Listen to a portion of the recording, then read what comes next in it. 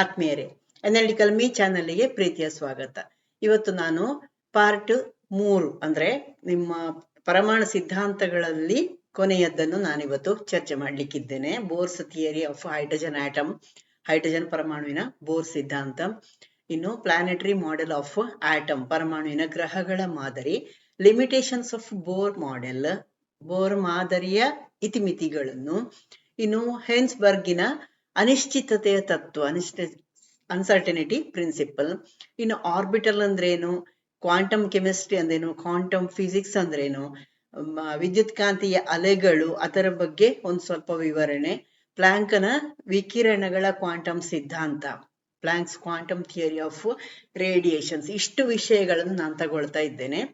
ಇಲ್ಲಿ ನಾನು ವಿದ್ಯುತ್ ಕಾಂತೀಯ ಅಲೆಗಳನ್ನು ಯಾಕೆ ತಗೊಂಡೆ ಅಂದ್ರೆ ನಿಮಗೆ ಮುಂದಿನ ಪಾಠಕ್ಕೆ ಅದು ತುಂಬಾ ಅವಶ್ಯಕತೆ ಇದೆ. ಹಾಗಾಗಿ ನಾನು ಅಲ್ಲಿ ನಿಮಗೆ ಸಬ್ ಹೆಡ್ಡಿಂಗ್ ಅಲ್ಲಿ ನಿಮ್ಮ ಸಿಲೆಬಸ್ ಅಲ್ಲಿ ಅದನ್ನು ಕೊಡ್ಲಿಲ್ಲ, ಬಟ್ ನಿಮಗೆ ಅದು ತುಂಬಾ ಅವಶ್ಯಕತೆ ಇದೆ. ಅದರದ್ದು ಕ್ವಶನ್ಸ್ ಕೂಡ ಬರ್ತದೆ ನಿಮಗೆ, ಹಾಗಾಗಿ ಅದನ್ನು ನಾನು ಆಡ್ ಮಾಡ್ಕೊಂಡಿದ್ದೇನೆ. ಯಾಕಂದ್ರೆ ಅಲ್ಲಿ ಅದು ಅರ್ಥ ಆಗದಿದ್ರೆ ನಿಮಗೆ ಮುಂದಕ್ಕೆ ವಿವರಣೆಗಳು ಸ್ವಲ್ಪ ಕಷ್ಟ ಆಗ್ತದೆ. ಅದಕ್ಕೋಸ್ಕರ ಅಂದ್ರೆ ಬೇಸಿಕ್ ವಿಷಯಗಳೇ ಇದರಲ್ಲಿರುವಂತದ್ದು, ಆದ್ರೆ ತುಂಬಾ ಇಂಪಾರ್ಟೆಂಟ್ ಆಗಿರುವಂತಹ ವಿಷಯಗಳು. ಓಕೆ, ಸ್ಟಾರ್ಟ್ ಮಾಡುವ. ನೀವು ನಿಮ್ಮ ಫ್ರೆಂಡ್ಸಿಗೂ ಶೇರ್ ಮಾಡಿ. ಎಲ್ಲರಿಗೂ ಇಷ್ಟ ಆಗ್ಬೇಕು ಅಂದ್ರೆ ಮುಂದಿನ ಪರೀಕ್ಷೆಗೆ ಬೇಕಾದಂತಹ ತಯಾರಿ ಮಾಡ್ಬೇಕಿದ್ರೆ ಸ್ವಲ್ಪ ಬೇಸಿಕ್ ಇಂದಲೇ ನಿಮಗೆ ಅವಶ್ಯಕತೆ ಇದೆ. ಅದಕ್ಕೋಸ್ಕರ ನಾನು ಮಾಡ್ತಾ ಇರೋದು. ಹೈಡ್ರೋಜನಿನ ಪರಮಾಣುವಿನ ಬೋರ್ ಮಾದರಿ, ಇದರಲ್ಲಿ ಇವನು ಬಹಳ ಪ್ರಮುಖವಾಗಿ ಏನ್ ಮಾಡಿದ್ದಾನೆ ಅಂದ್ರೆ ಹೈಡ್ರೋಜನ್ ವಿಕಿರಣವನ್ನು ಪಡೆದು ಅದರ ವರ್ಣಪಟಲ ಅಥವಾ ಸ್ಪೆಕ್ಟ್ರಮ್ ಅನ್ನು ವಿವರಿಸಿದಂತಹ ಮೊದಲ ವಿಜ್ಞಾನಿ ಇವನು. ಮತ್ತು ಇವನು ಇದು ಒಂದು ಪರಮಾಣು ಮಾದರಿ ಅಂತ ಕರೆಯಲ್ಪಟ್ಟದ್ದು ಬೋರ್ ಮಾದರಿ. ಓಕೆ, ನೀಲ್ಸ್ ಬೋರ್ 1913ರಲ್ಲಿ ಈ ಹೈಡ್ರೋಜನ್ ಪರಮಾಣುವಿನ ಮಾದರಿ ಹೀಗಿರ್ತದೆ ಅಂತ ವಿವರಿಸಿದ್ರು. Bohr model of hydrogen atom was the first atomic model to successfully explain the radiation spectra of atomic hydrogen. So they may ask the question in MCQs, which was the first atomic model or successful atomic model? Then you have to write hydrogen atom or Niels Bohr model. Okay, Niels Bohr introduced the atomic hydrogen model in the year 1913. First ಪ್ರಥಮವಾಗಿ ಯಶಸ್ವಿಯಾಗಿ ವಿವರಿಸಲಾದ ಪರಮಾಣು ಮಾದರಿ ಯಾರದ್ದು ಅಂತ ಕೇಳಿದ್ರೆ ಅಲ್ಲಿ bore ಮಾದರಿ ನೀವು ನಿಮ್ಮ ಆನ್ಸರ್ ಆಗ್ಬೇಕು. ಅದರಲ್ಲಿಯೂ ಹೈಡ್ರೋಜನ್ ಪರಮಾಣು ಮಾದರಿ ಅಂತ ಕೊಟ್ರೆ ಅದನ್ನೇ ನೀವು ಆನ್ಸರ್ ಆಗಿ ಬರಿಬೇಕು. ಓಕೆ, ಇದರಲ್ಲಿ ಈ ರುದರ್ಫೋರ್ಡಿನ ವಿವರಣೆಗಳನ್ನು ಹೇಳಿದ್ದೇನಲ್ಲ ನಾನು ಆಲ್ರೆಡಿ, ಕಳೆದ ವಿಡಿಯೋದಲ್ಲಿ ಆಗಿದೆ. ಅದರಲ್ಲಿದ್ದಂತಹ ಕೆಲವೊಂದು ನ್ಯೂನತೆಗಳನ್ನು ಸರಿಪಡಿಸ್ಲಿಕ್ಕೆ ಇದರಲ್ಲಿ ಸಾಧ್ಯ ಆಗಿದೆ. ಯಾರಿಗೆ? ನೀಲ್ಸ್ ಬೋರಿಗೆ. ಹಾಗಾಗಿ ಇದನ್ನು ನಾವು ಫಸ್ಟ್ ಅಟಾಮಿಕ್ ಮಾಡೆಲ್ ಅಂತ ತಗೊಳ್ಳುವಂಥದ್ದು. ಓಕೆ, ಇದರಲ್ಲಿ ಈ ಕ್ವಾಂಟಮ್ ಸಿದ್ಧಾಂತವನ್ನು ಕೂಡ ಇದರಲ್ಲಿ ಸ್ಟಾರ್ಟ್ ಮಾಡುವ ರೀತಿಯಲ್ಲಿ ಇವನ ವಿವರಣೆಗಳೆಲ್ಲ ಇತ್ತು. ಹಾಗಾಗಿ ಇದು ತುಂಬಾ ಪ್ರಸಿದ್ಧವಾದದ್ದು. ಯಾಕಂದ್ರೆ ಮುಂದೆ ನಿಮಗೆ ಕ್ವಾಂಟಮಿನ ಬಗ್ಗೆ ಎಲ್ಲ ನಾನು ವಿವರಣೆ ಕೊಡ್ತೇನೆ. ಈ Bohr's model was of the hydrogen atom attempts to plug in certain gaps as suggested by Rutherford's model. Already I have told with you. This is the improved version of Rutherford's model. Okay, it holds a special space in history.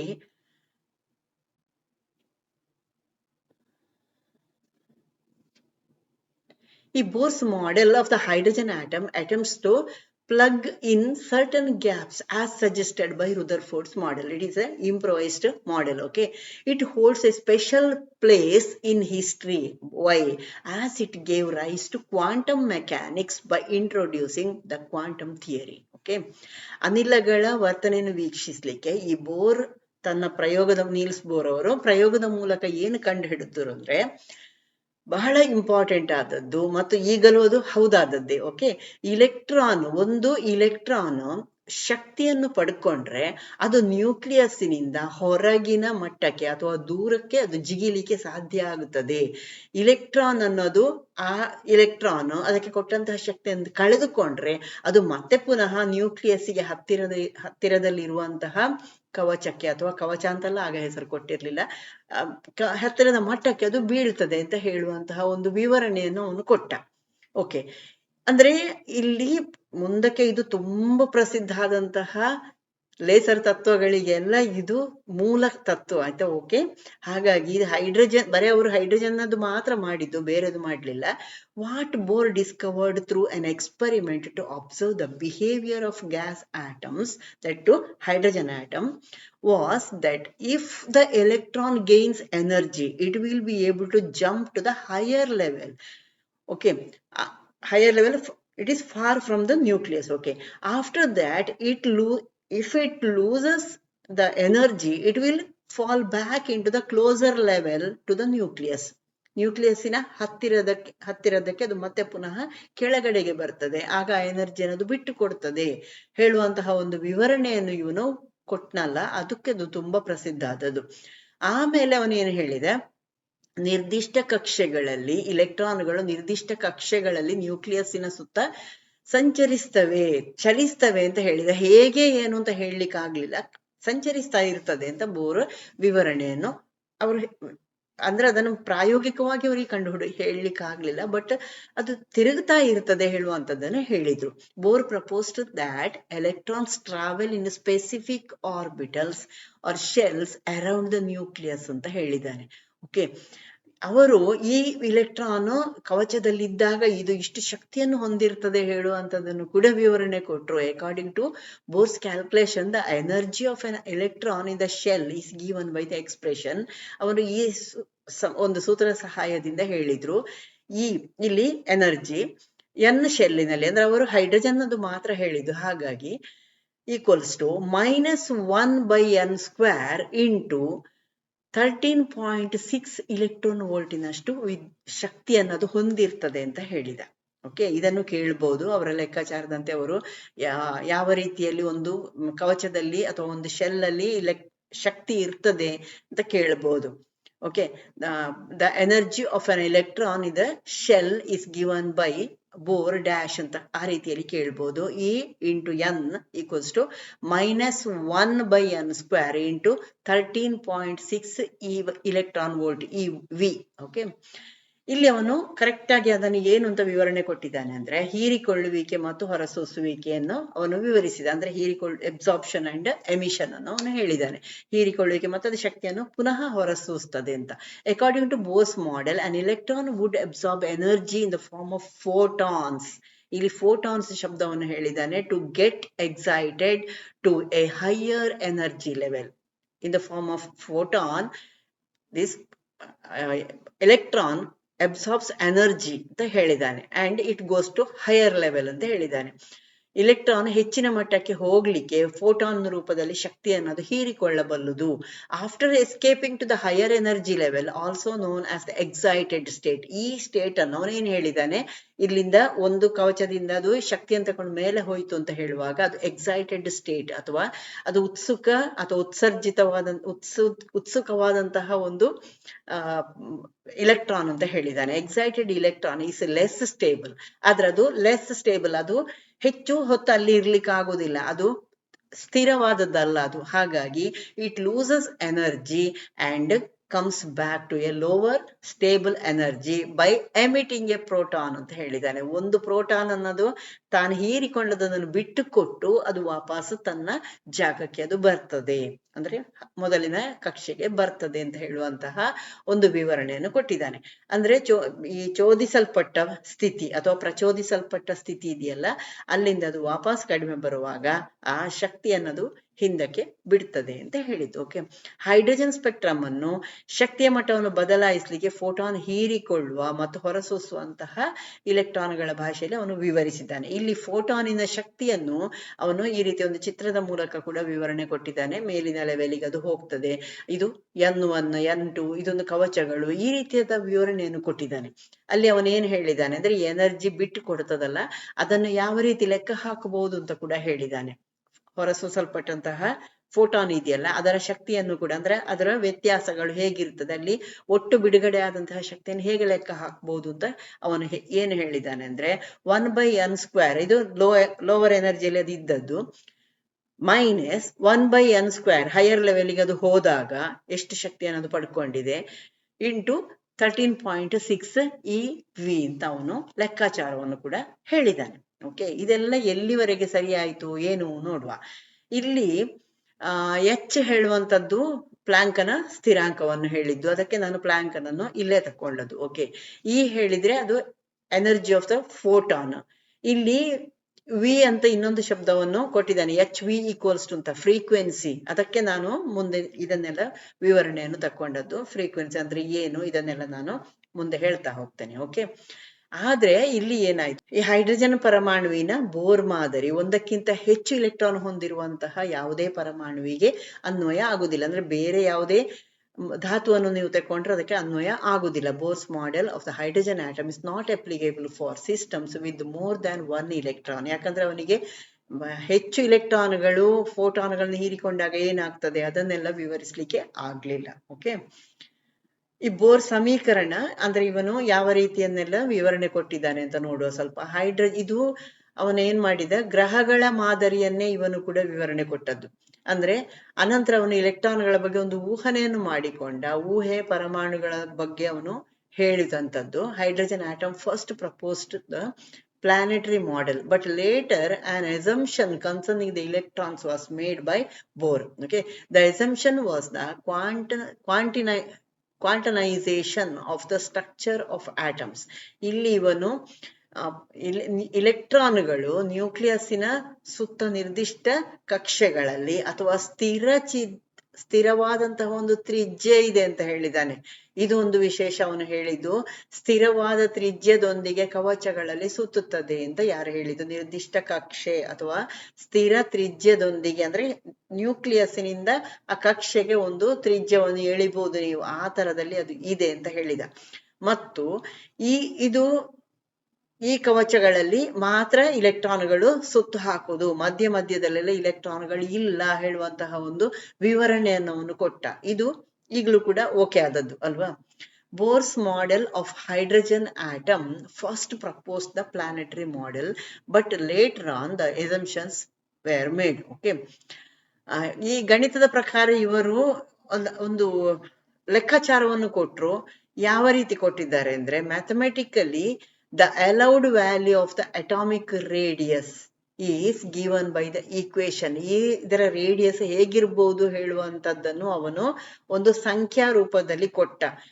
r bracket ಅಲ್ಲಿ n ಅಂದ್ರೆ ಆ ಕವಚದ ಸಂಖ್ಯೆ equals to n² into r into ಅಲ್ಲಿ 1 into n ಧನಾತ್ಮಕ ಪೂರ್ಣಾಂಕ ಅಂತ ಹೇಳಿದ. ಇಲ್ಲಿ r ಬ್ರಾಕೆಟ್ ಅಲ್ಲಿ 1 ಹೇಳುವಂಥದ್ದು ಹೈಡ್ರೋಜನ್ ಪರಮಾಣುವಿಗೆ ಅನುಮತಿಸಲಾದಂತಹ ಅಥವಾ ಹೈಡ್ರೋಜನ್ ಪರಮಾಣುವಿಗೆ ಅವನು ಕೊಟ್ಟಂತಹ ಒಂದು ಚಿಕ್ಕ ತ್ರಿಜ್ಯ. ಇದನ್ನು ಬೋರ್ನ ತ್ರಿಜ್ಯ ಅಂತ ಕೂಡ ಕರೀತಾರೆ. ಅಂದ್ರೆ ಇಲ್ಲಿ ಬೋರ್ ತ್ರಿಜ್ಯ the smallest allowed radius for A hydrogen atom ಅಂತ ಹೇಳಿದೆ. ಯಾಕಂದ್ರೆ ಹೈಡ್ರೋಜನ್ ಅಂದ್ರೆ ಒಂದೇ ಇಲೆಕ್ಟ್ರಾನ್ ಇರುವುದು, ಒಂದೇ ಪ್ರೋಟಾನ್ ಇರುವಂತದ್ದು. ಹಾಗಾಗಿ ಅದು ಬೋರ್ಸ್ ರೇಡಿಯಸ್ ಅಂತಲೇ ಪ್ರಸಿದ್ಧ ಆಯ್ತು. ಅಂದ್ರೆ ಈ ಬೋರ್ಸ್ ಹೇಳಿದಂತಹ ತ್ರಿಜ್ಯ ಎಷ್ಟಿತ್ತು ಅಂದ್ರೆ 0.55529 ಇಂಟು 10⁻⁻10.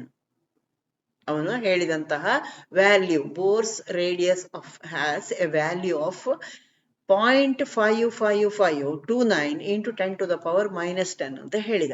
ಅಂದ್ರೆ ಇವನು ಈ ಎಲ್ಲಾ ಲೆಕ್ಕಾಚಾರಗಳು ಯಾವುದಕ್ಕೆ ಅನ್ವಯ ಆದದ್ದು? ಬರೇ ಹೈಡ್ರೋಜನ್ ಆಟಮಿಗೆ. ಓಕೆ, ಹೈಡ್ರೋಜನ್ ಆಟಮಿಗೆ ಮಾತ್ರ ಅನ್ವಯ ಆದದ್ದು. ಇಲ್ಲಿ ಅವನು ಇದು ಅತ್ಯಂತ ಕಡಿಮೆ ಶಕ್ತಿಯದ್ದು ಅಂತ ಹೇಳಿದ್ದಾನೆ. ಅದು ಒಂದು ಕರೆಕ್ಟ್ ಆದದ್ದು. ಯಾಕೆ? ಹೈಡ್ರೋಜನ್ ಇಲೆಕ್ಟ್ರಾನಿನ ಈ ಒಂದು ಕವಚ ಇದೆಯಲ್ಲ, ಒಂದೇ ಕವಚ ಇರುವುದು, ಅದನ್ನ ಅವನು ತಿಳ್ಕೊಂಡಿದ್ದಾನೆ. ಒಂದೇ ಕವಚ ಇರುವುದು, ಅದಕ್ಕೆ ಇರುವಂತಹ ಶಕ್ತಿ 13.6 ಇಲೆಕ್ಟ್ರಾನ್ ವೋಲ್ಟ್ ಅಂತ ಹೇಳಿದ್ದಾನೆ. ಫಸ್ಟ್ ಕವಚದ ಶಕ್ತಿ ಇಷ್ಟು ಅಂತ ಹೇಳಿದ್ದಾನೆ. ಆನಂತರ ಉಳಿದದನ್ನು ಅವನು ಹೇಳಲಿಲ್ಲ. ಹಾಗಾಗಿ 13.6 electron volt is the lowest possible energy of A hydrogen electron ಅಂತ ಅವನು ಹೇಳಿದ್ದು. ಅಂದ್ರೆ ಫಸ್ಟ್ ಕವಚದ್ದು ಅಂತ ಅವನು ಹೇಳಿದ್ದು. ಓಕೆ, ಈ 1920ರ ಸಮಯದಲ್ಲಿ ಅಂದ್ರೆ ಅವನ ಕಾಲದಲ್ಲಿಯೇ ಕ್ವಾಂಟಮ್ ಮೆಕ್ಯಾನಿಕ್ಸ್ ಅಭಿವೃದ್ಧಿ ಹೊಂದ್ತಾ ಬಂತು. ಅಂದ್ರೆ ಇಲ್ಲಿ quantum mechanics emerged in the mid 1920s. Okay, ಇಲ್ಲಿ ಈ ನೀಲ್ಸ್ ಬೋರ್ ಕೂಡ ಒಬ್ಬರು ಬಹಳ ಪ್ರಮುಖವಾದಂತಹ ವ್ಯಕ್ತಿಯಾಗಿದ್ರು. ಇವರು ಪರಮಾಣುವಿನ ರಚನೆಯ ಬಗ್ಗೆ ಬಹಳಷ್ಟು ಆಸಕ್ತಿಯನ್ನು ಹೊಂದಿದ್ರು. So Niels Bohr was also one of the founders of quantum mechanics. Okay, ಇಲ್ಲಿ ಇವರು ಗ್ರಹಗಳ ಮಾದರಿಯನ್ನು ವಿವರಣೆ ಕೊಟ್ಟದ್ದು ಅಂತ ಹೇಳಿದ್ನಲ್ಲ. ಇವರು ವಿವರಿಸುವಾಗ ಈ ಶಕ್ತಿಯ ಬಗ್ಗೆ, ಅದು ಬಿಟ್ಟುಕೊಡುವಂತಹ ಶಕ್ತಿಯ ಬಗ್ಗೆ ಇಂಥದನ್ನೆಲ್ಲ ಹೇಳಿದಾರಲ್ಲ, ಅದಕ್ಕೆ ಹೇಳಿದ್ದು ಕ್ವಾಂಟಮ್ ಸಿದ್ಧಾಂತದ ಜೊತೆಗೆ ಇವರ ಹೆಸರು ಬಂದಿದೆ ಅಂತ. ಓಕೆ, ಇಲ್ಲಿ ಇವರು ಹೇಳಿದಂತಹ ಮಾಡೆಲ್ ಹೇಗಿದೆ ಅಂತ ಕೂಡ ನಿಮಗೆ ಕ್ವಶನ್ ಬರ್ತದೆ. ಬೋರ್ಸ್ ಮಾಡೆಲ್ ಅನ್ನು ವಿವರಿಸಿಂದಲೇ ಬರ್ತದೆ. ಇವರು ಸೂರ್ಯನ ಸುತ್ತ ಗ್ರಹಗಳು ಸುತ್ತುವ ಹಾಗೆ ಈ ನೆಗೆಟಿವ್ ಚಾರ್ಜಸ್ ಇರುವಂತಹ ಇಲೆಕ್ಟ್ರಾನ್ಗಳು ಮಧ್ಯದಲ್ಲಿರುವಂತಹ ಪಾಸಿಟಿವ್ ಚಾರ್ಜಿನ ಸುತ್ತುತ್ತದೆ ಅಂತ ಹೇಳಿದ್ದಾನೆ, ಮತ್ತು ಕವಚದಲ್ಲಿ ಸುತ್ತುತ್ತದೆ ಅಂತ ಹೇಳಿದ್ದು. Bore supported the planetary model which asserted that electrons revolved around a positively charged nucleus just like the planet around the sun ಅಂತ ಅವನು ವಿವರಣೆ ಕೊಟ್ಟದ್ದು. ಅಂದ್ರೆ ಇಲ್ಲಿ ಇದರ ಮಿತಿಗಳೇನು, ಅಥವಾ ಹೈಡ್ರೋಜನ್ ಇವರು ವಿವರಿಸಿದಂತಹ ಮಾಡೆಲ್ ಇದೆಯಲ್ಲ ಹೈಡ್ರೋಜನ್ ಪರಮಾಣುವಿನದು ಅವರು ವಿವರಿಸಿದ್ದು, ಇಲ್ಲಿ ಲಿಮಿಟೇಷನ್ಸ್ ಇದೆ. ಏನು ಲಿಮಿಟೇಷನ್ಸ್? ಇದು ಸಂಕೀರ್ಣವಾದಂತಹ ಪರಮಾಣುಗಳಿಗೆ ಅಥವಾ ದೊಡ್ಡ ದೊಡ್ಡ ಬೇರೆ ಪರಮಾಣುಗಳಿಗೆ ಇದು ಅನ್ವಯ ಆಗುವುದಿಲ್ಲ. Bohr's model doesn't work well for complex atoms. ಇದು ನೆನ್ಪಿಟ್ಕೊಳ್ಬೇಕು ನೀವು. ಕೆಲವು ಸ್ಪೆಕ್ಟ್ರಲ್ ರೇಖೆಗಳು ಇತರಗಳಿಗಿಂತ ಹೆಚ್ಚು ತೀವ್ರವಾಗಿದೆ ಯಾಕೆ ಅಂತ ವಿವರಿಸಲಿಕ್ಕೆ ಅವರಿಗೆ ಆಗ್ಲಿಲ್ಲ. It could not explain why some spectral lines are more intense than others. ಅಂದ್ರೆ ರೋಹಿತವನ್ನು ತೆಗೆದಿದ್ದಾರಲ್ಲ, ಸ್ಪೆಕ್ಟ್ರಮ್ ತೆಗೆದಿದ್ದಾರೆ ಅವರು ಹೈಡ್ರೋಜನ್ ಅಲ್ವಾ, ಅದರಲ್ಲಿ ಯಾಕೆ ಅದು ಹೆಚ್ಚು ತೀವ್ರವಾಗಿರ್ತದೆ ಅದು ಅವರಿಗೆ ಹೇಳಲಿಕ್ಕೆ ಬರಲಿಲ್ಲ. ಮೂರನೇದಾಗಿ it could not explain why some spectral lines split into multiple lines in the presence of a magnetic field. ಈ ಮ್ಯಾಗ್ನೆಟಿಕ್ ಫೀಲ್ಡ್ ಅಲ್ಲಿ ಅಥವಾ ಅಯಸ್ಕಾಂತೀಯ ಕ್ಷೇತ್ರದಲ್ಲಿ ಕೆಲವು ರೇಖೆಗಳು ಮತ್ತಷ್ಟು ಅನೇಕ ರೇಖೆಗಳಾಗಿ ವಿಭಜನೆ ಹೊಂದಿದೆ, ಅದು ಯಾಕೆ ಹೇಳುವಂತಹ ವಿವರಣೆಯನ್ನು ಅವರಿಗೆ ಕೊಡ್ಲಿಕ್ಕೆ ಆಗ್ಲಿಲ್ಲ.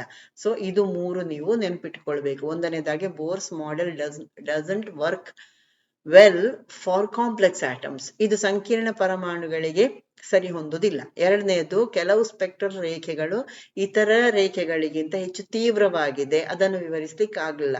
It could not explain why some spectral lines are more intense than others. ಮೂರನೆಯದು, ಅಯಸ್ಕಾಂತೀಯ ಕ್ಷೇತ್ರದ ಉಪಸ್ಥಿತಿಯಲ್ಲಿ ಕೆಲವು ಸ್ಪೆಕ್ಟ್ರಲ್ ರೇಖೆಗಳು ಅಂದ್ರೆ ಈ ಸ್ಪೆಕ್ಟ್ರಮ್ ಇಂದ ಪಡೆದಂತ ರೇಖೆಗಳಿದೆಯಲ್ಲ ಅದು ಏಕೆ ಅನೇಕ ರೇಖೆಗಳಾಗಿ ವಿಭಜನೆ ಆಗುತ್ತದೆ ಅನ್ನೋದನ್ನು ವಿವರಿಸಲಿಕ್ಕೆ ಬೋರಿಗೆ ಸಾಧ್ಯ ಆಗ್ಲಿಲ್ಲ. It could not explain why some spectral lines split into multiple lines in the presence of a magnetic field. ಇದು ಮೂರು ಇತಿಮಿತಿಗಳು. ಇಲ್ಲಿ ಇನ್ನೊಂದೇನು, ಹೈಸನ್ಬರ್ಗ್ ಅನಿರ್ದಿಷ್ಟತೆಯ ತತ್ವ ಅಥವಾ ಇನ್ನೊಂದೇನು ಅನ್ಸರ್ಟಿನಿಟಿ ಪ್ರಿನ್ಸಿಪಲ್ ಅನ್ನು ವಿವರಿಸಿದ್ದಾನೆ. ಏನಿದು?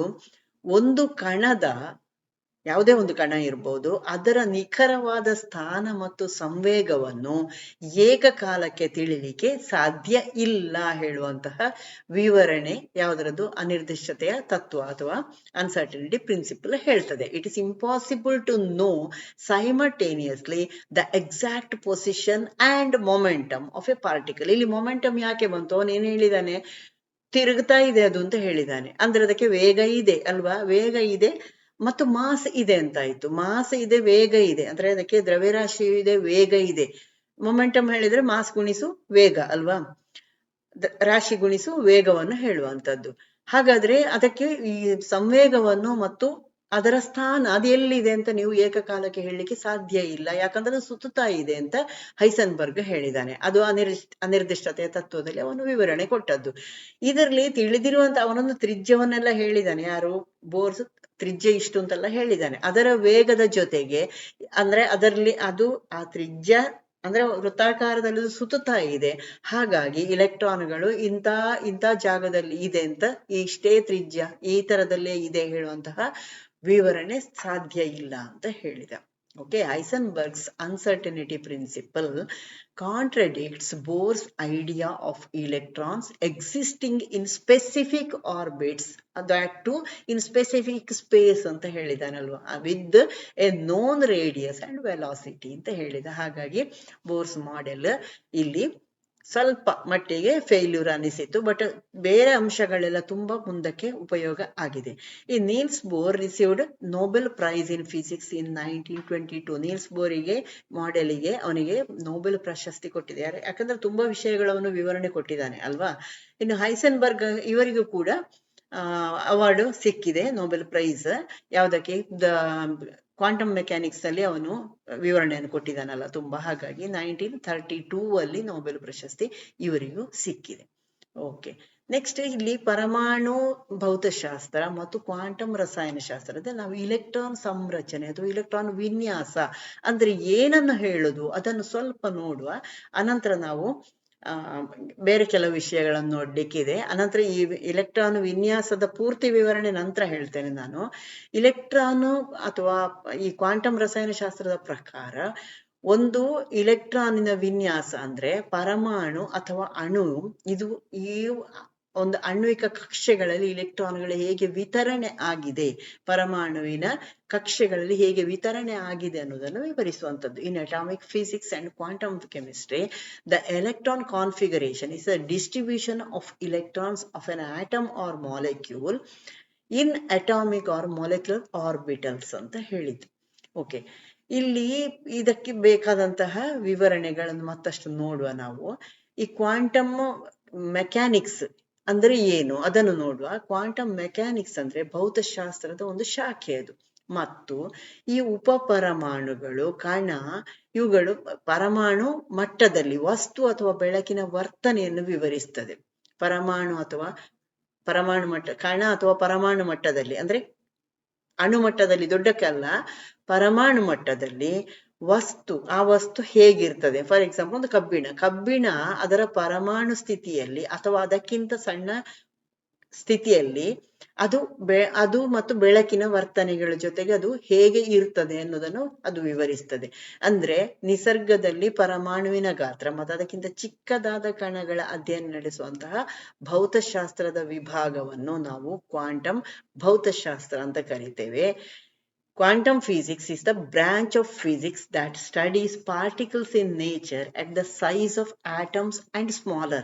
Atom size ಮತ್ತು ಅದಕ್ಕಿಂತ ಸಣ್ಣ ಕಣಗಳ ಬಗ್ಗೆ ಅಧ್ಯಯನ ನಡೆಸುವಾಗ ಅದನ್ನು ಕ್ವಾಂಟಮ್ ಫಿಸಿಕ್ಸ್ ಅಲ್ಲಿ ಅಧ್ಯಯನ ಮಾಡುದು. ಅದೇ ಕ್ವಾಂಟಮ್ ಕೆಮಿಸ್ಟ್ರಿಯಲ್ಲಿ ನಾವು ಅಣುವಿನ್ಯಾಸ ಮತ್ತು ಅಣುವಿನಲ್ಲಿ ಇಲೆಕ್ಟ್ರಾನ್ಗಳ ಸ್ಥಳ, ಅದು ಚಲಿಸುವ ರೀತಿ, ಅದರ ತರಂಗದ ರೀತಿಯಾದಂತಹ ವರ್ತನೆ, ಇದನ್ನೆಲ್ಲ ವಿವರಿಸುವಂತಹ ಮ್ಯಾಥಮೆಟಿಕಲಿ ಗಣಿತೀಯ ಶಾಸ್ತ್ರದ ಪ್ರಕಾರ ಅದನ್ನು ವಿವರಣೆ ಕೊಡ್ಲಿಕ್ಕೆ ಸಾಧ್ಯತೆ ಇದೆ ಯಾವಾಗ ರಸಾಯನಶಾಸ್ತ್ರದಲ್ಲಿ ನಾವು ಕ್ವಾಂಟಮ್ ಕೆಮಿಸ್ಟ್ರಿ ಓದುವಾಗ. ಓಕೆ, ಇಲ್ಲಿ in chemistry molecular orbital in a mathematical function describing the location and wave like behaviour of an electron in a molecule.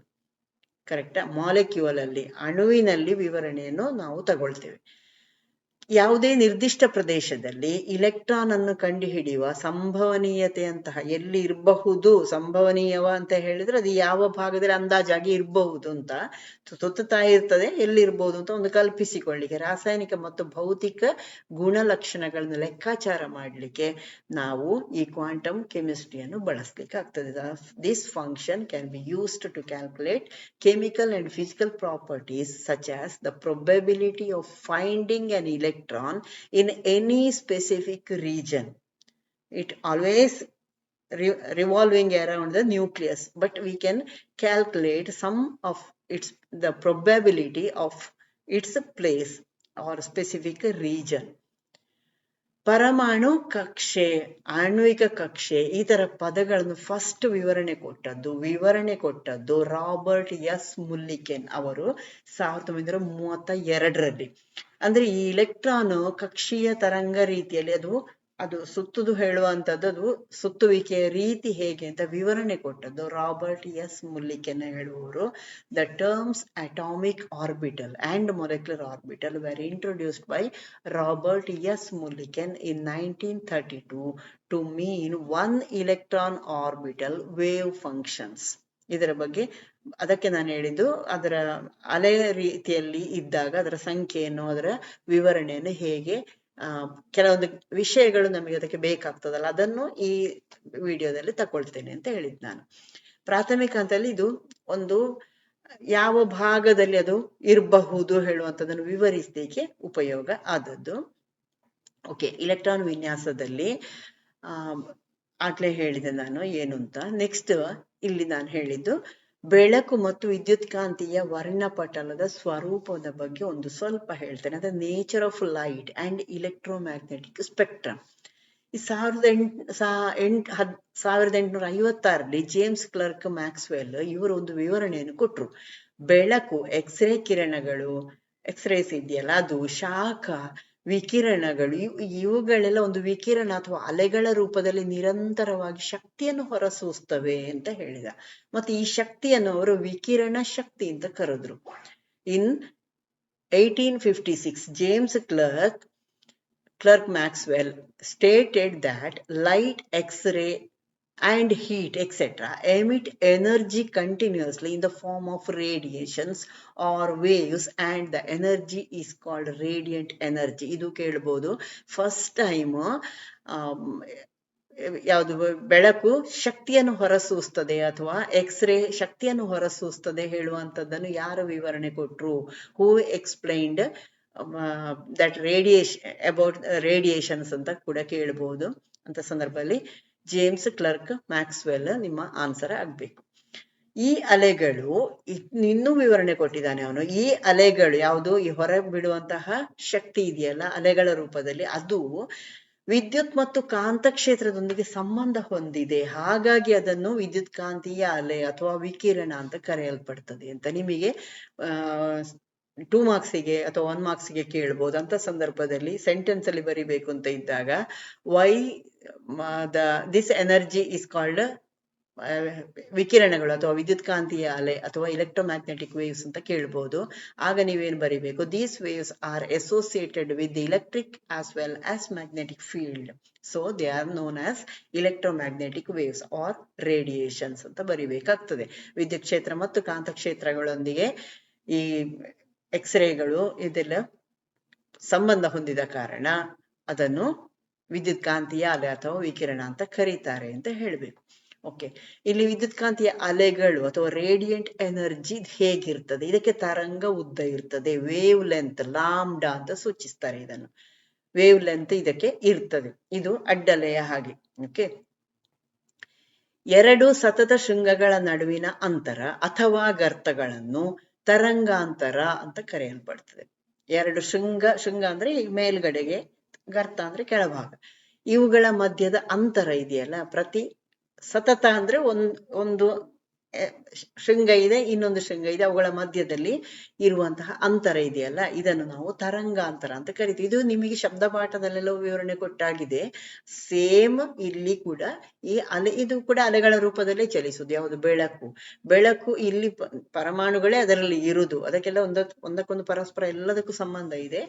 ಇಲ್ಲಿ ಇದು ಕೂಡ ಅಲೆಗಳ ರೂಪದಲ್ಲೇ ಚಲಿಸುವ ಕಾರಣ ಬೆಳಕು ಅಡ್ಡಲೆಯ ರೂಪದಲ್ಲೇ ಚಲಿಸ್ತದಲ್ಲ, ಹಾಗಾಗಿ ಇಲ್ಲಿ ತರಂಗ ಅದೇನೇ ವಿವರಣೆ ಕೊಟ್ಟದ್ದು ಲಾಂಬ್ಡಾ ಅಂತ ಕರಿತೇವೆ. Okay, the distance between 2 consecutive crests or troughs is called wavelength. ಇದನ್ನು ಲ್ಯಾಂಬ್ಡಾದಿಂದ ಸೂಚಿಸ್ತೇವೆ.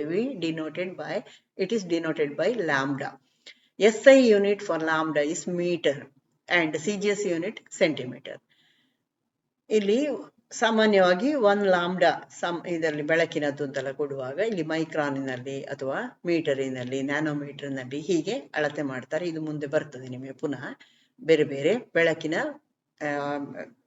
ಎಕ್ಸ್ರೇ ಅದ್ದು, ಆವಕೆಂಪು ಕಿರಣಗಳದ್ದು, ಇವುಗಳದೆಲ್ಲ ಬರ್ತದೆ ಮುಂದೆ. ಆವರ್ತನ ಇನ್ನೊಂದು ವಿಷಯ ನೀವು ನೆನಪಿಟ್ಕೊಳ್ಬೇಕು, ಅದು ಫ್ರೀಕ್ವೆನ್ಸಿ. ಇದನ್ನು ನಾವು ವಿ ಅಂತ ಬರಿತೇವೆ, ಬಟ್ ಇದು ಆಕ್ಚುಲಿ ಇದರ ಪ್ರೊನೌನ್ಸಿಯೇಷನ್ ನ್ಯೂ ಅಂತ, NU ನ್ಯೂ ಅದರ ಪ್ರೊನೌನ್ಸಿಯೇಷನ್, ಅದು ಗ್ರೀಕ್ ಲೆಟರ್. ಓಕೆ, ನಾವು ಅದನ್ನು ವಿ ಅಂತ ಸಾಮಾನ್ಯವಾಗಿ ಹೇಳ್ಕೊಳ್ತೇವೆ. 1 ಸೆಕೆಂಡಿನಲ್ಲಿ 1 ಬಿಂದುವಿನ ಮೂಲಕ ಹಾದು ಹೋಗುವಂತಹ ಅಲೆಗಳ ಸಂಖ್ಯೆಯನ್ನು ಆವರ್ತನ ಅಂತ ಕರೆಯಲಾಗ್ತದೆ.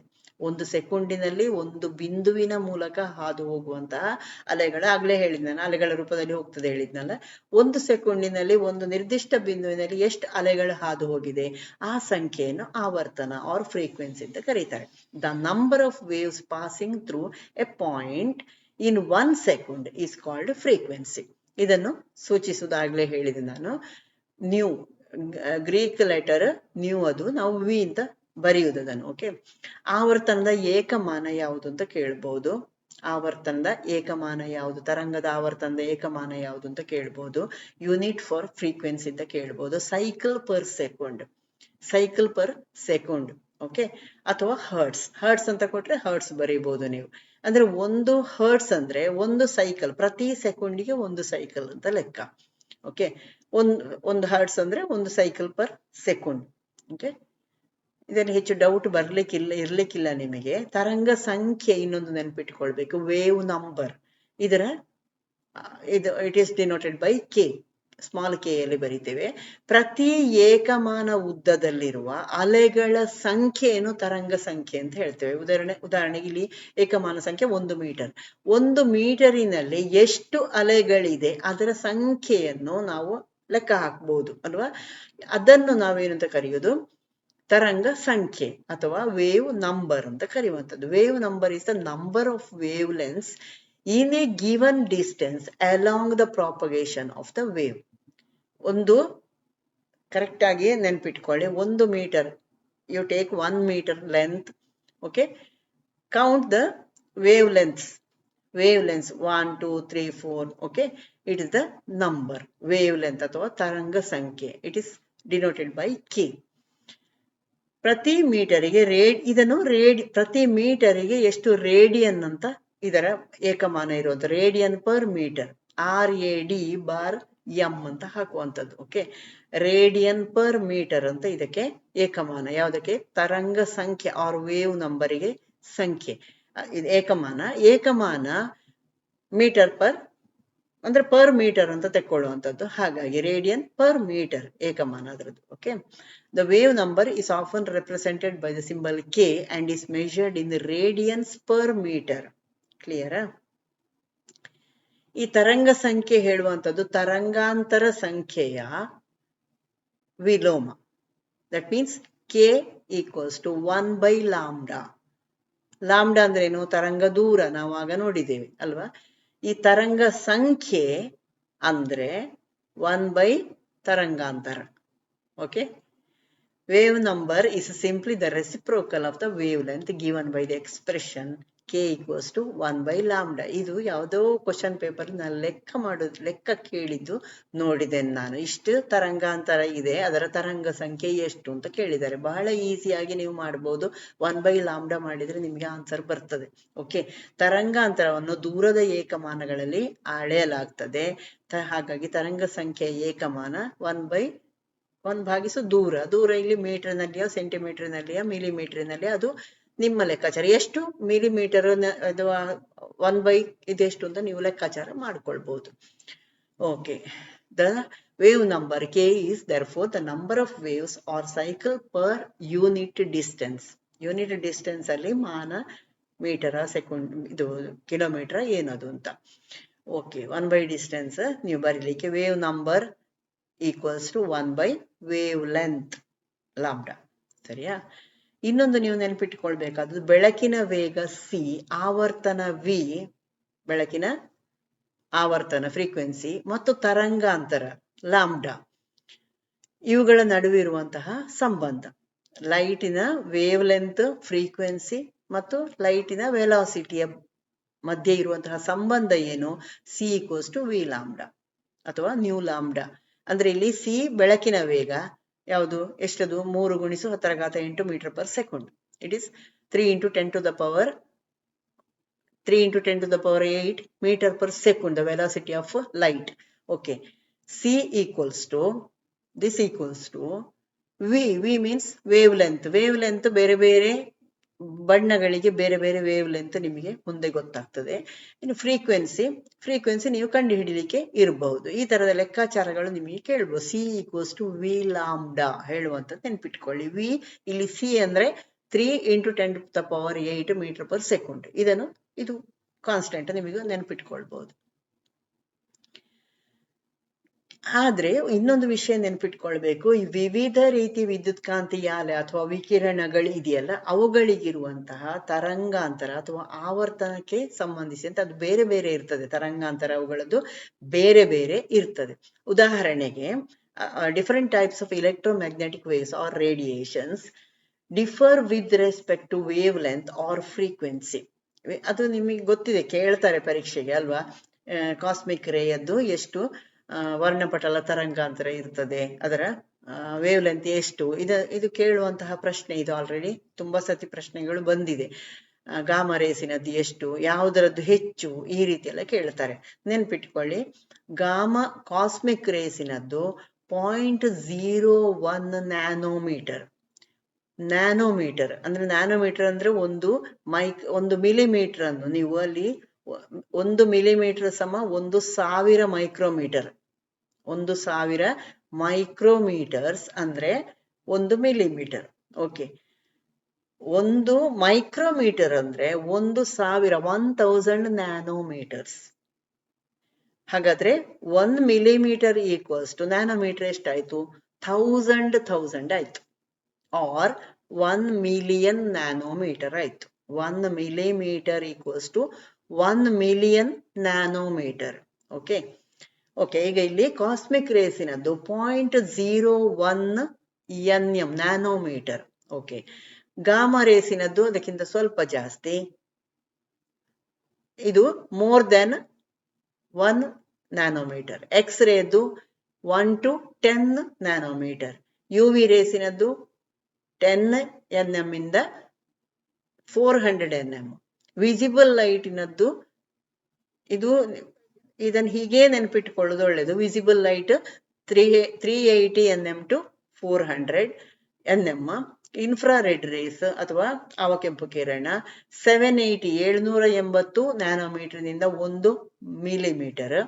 ಮೈಕ್ರೋವೇವ್ಸಿನದ್ದು 1 ಮಿಲಿಮೀಟರ್ ನಿಂದ 0.1 ಮೀಟರ್.